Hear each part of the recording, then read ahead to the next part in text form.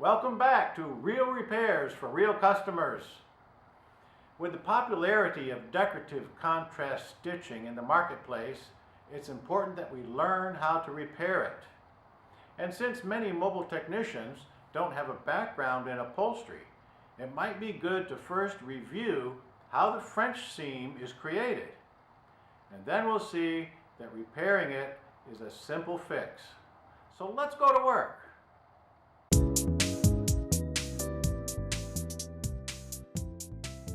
First, the two panels are sewn together using a straight stitch, which also functions as a blind stitch.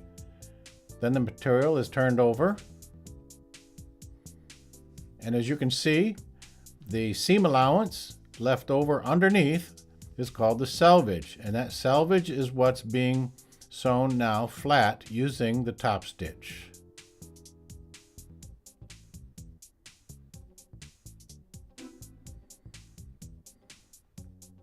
And because we turn around and also do the other side with another parallel stitch, this is called a double top stitch French seam.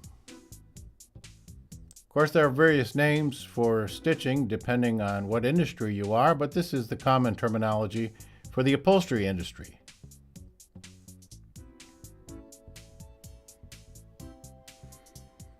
So this stitch serves two functions. It pinches the selvage so that the seam will lay flat.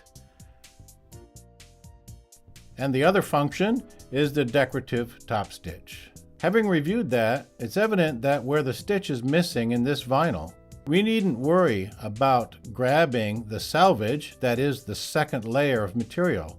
That selvage has been flat for a long time and it's not going anywhere now. Using a 3 or 4 inch curved needle and the colored thread, we're going to start where the factory stitch is still good. We'll grab one stitch length and leave a tail. Then we'll travel forward underneath the distance of 2 stitches.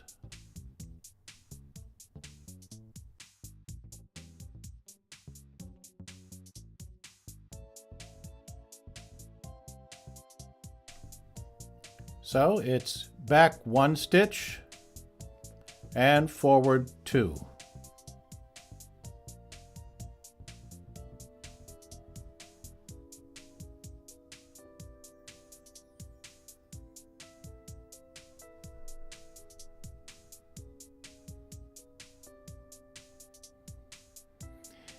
Here I've caught that tail, so I need to make sure to get the tail out of the way. It will be snipped off later on, so it needs to be free.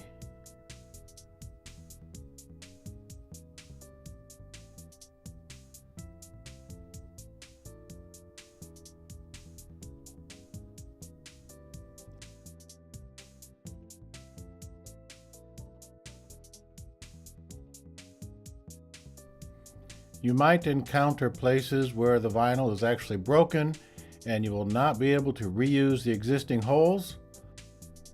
So you will have to adjust for that and compromise your stitching slightly.